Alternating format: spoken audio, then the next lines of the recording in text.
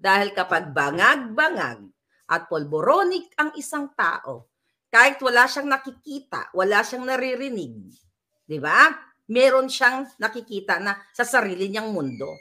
Ang tawag dyan ay hallucination. Ikaw, jutang dyan ng bangag-bangag kayo, pati mga kabineto nyo, pati mga nakapaligid sa inyo, hindi nyo ba naintindihan? Kahit i-google nyo, mag-google kayo, ha? Sarap yung gurgurin talaga nyo sa pwesto ninyo eh.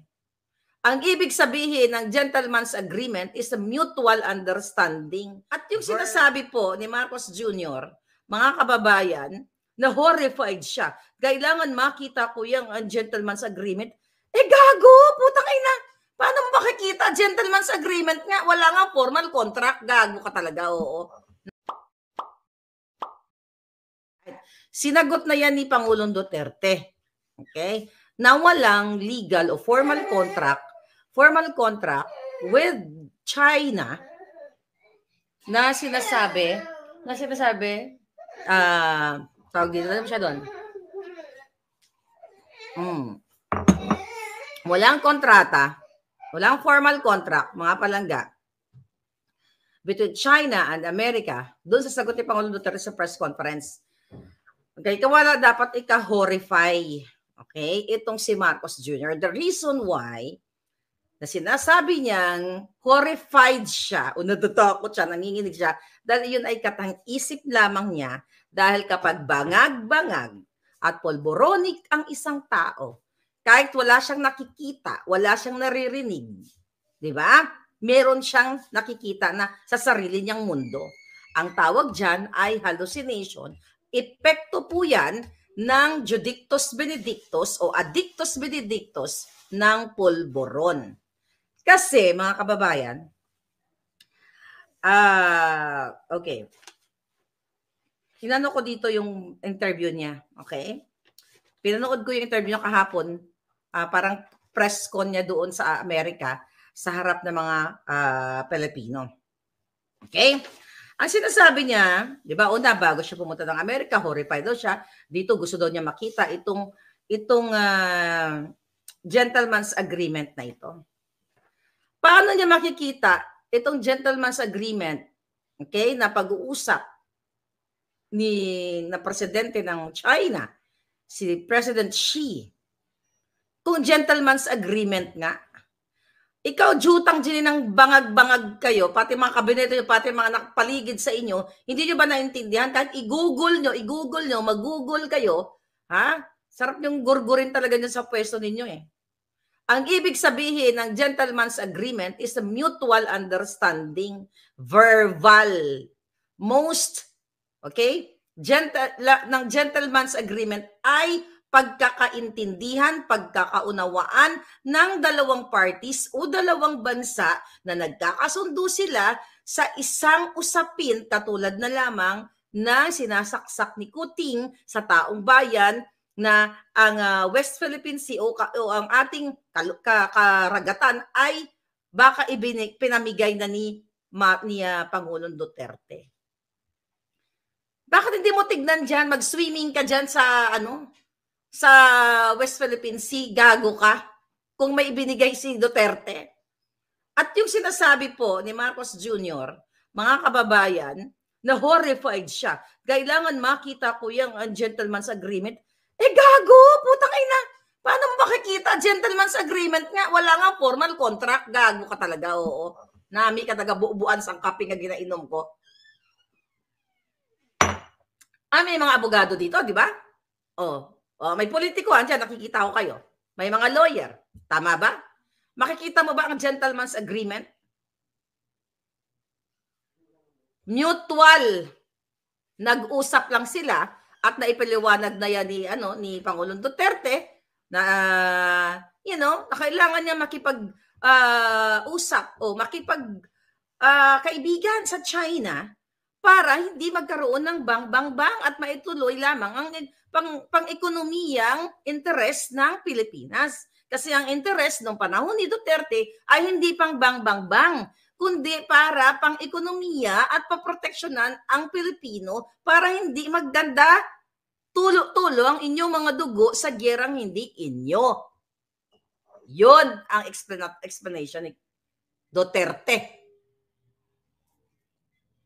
Ngayon, itong hayop na Marcos Jr. na ito, mga kababayan, ito, balikan natin yung conference niya. Sabi niya dito, sa akin, gagawin pang gago. Sa akin, in my mind, listen to this. Sabi niya, sa akin, in my mind, meron talaga silang secret na pinag-uusapan. Para sa akin, may usapan sila na tinago ito sa bayan. Sabi niya, sa akin, in my mind.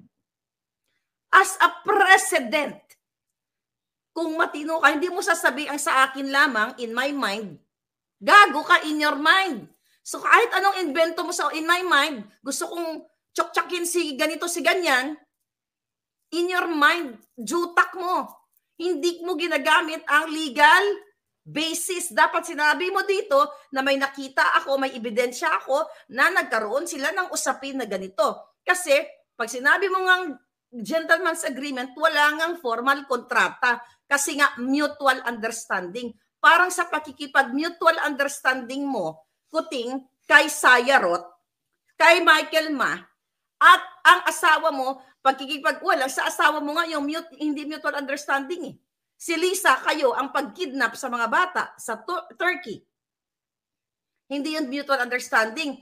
May ebidensya, may video, may text messages na nakipagkontrata kayo sa dating DFA Secretary Teddy Boy Locsin at sa asawa niya, yang si Lisa na yan, hindi yun mutual understanding, hindi yun gentleman's agreement, kundi evil's agreement. Okay? Or kidnappers agreement na kayo ay mag-bind doon sa mga tiwali din. During that time, Pangulong Duterte pa, hindi alam ni Pangulong Duterte na yung mga tao niya sa baba ay mastermind din ng pag-extract ng mga bata o pag-kidnap. Yan! Hindi yan, hindi lang yung verbal or gentleman's agreement. May ebidensya na ang kapudyotahan ninyong hayop kayo, kasabwat kayo o mastermind kayo sa pagdukot ng mga bata.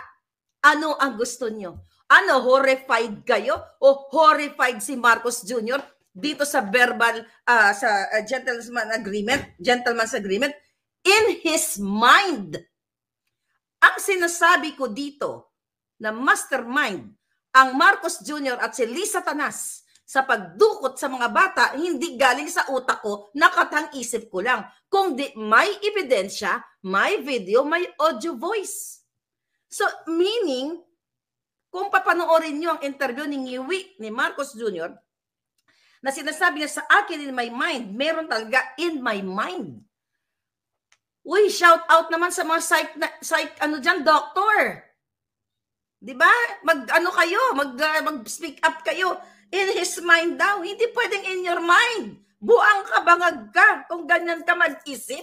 In my mind, you know what? In my mind, ang dami na naming nakurakot. In my mind, yung mga asset namin, nakuha na namin. Buang lang, juang lang ang magsasalita na ganyan. Bangag. Ano pa sabi niya ni Marcos Jr.? Statement niya to Now, we need to know. What did you agree to? What did you compromise? Pertaining to Pangulong Duterte. In your mind again. Sabi mo, in your mind, merong agreement. Tapos gusto mo pang malaman kung ano yun. Tanungin mo yung sarili mo. Nagkatang-isip ka na in your mind, merong usapan ng China at Pilipinas ng pangalaw ni Pangulong Duterte. O kung sabi mo na yung sarili mo kasi bujuang ka. Wala kang makikita. Okay? Sabi niya kasi, ano daw napag-agrihan.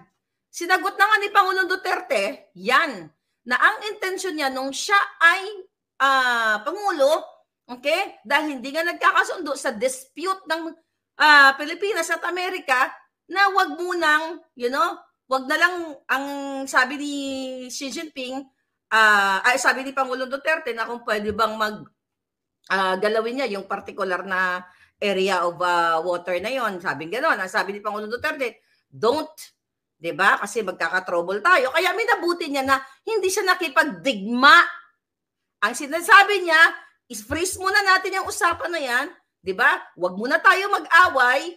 I mean, yun yung, the way na, yun yung message na gusto ni Pangulong Duterte ipaalam sa Pilipino, ituloy natin. Kasi ayaw pumayag ng China, ayaw din ng Pilipinas, Diba? Doon, pareho nga may dispute, kaya nga dispute eh. Kaya minabuti ni Duterte na magkaroon ng pakikipagkaibigan, pakikipagsundo, although, diba, ang sinasabi niya na hindi natin inaalis yung ating claim dyan sa particular disputed area na yan.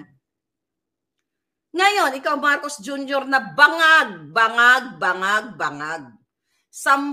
ng mga kabinete mo katulad ni Lagdameo, bangag, puro singhot. Panghinsinghot, isama mo si Zobel. Magkakaklase kayo mga buwaka ng ina ninyo, sumisinghot ng pulburon. Dahil nung umuwi nga ako sa Pilipinas, kahit kamag-anak ninyo, kaibigan ninyo, ka-business partner ninyo, sinasabi na kayo ay pulburonic. Ang 3 matunog na pangalan, si Lagdameo, si Zobel at ikaw. At yung yumauna na isa pa.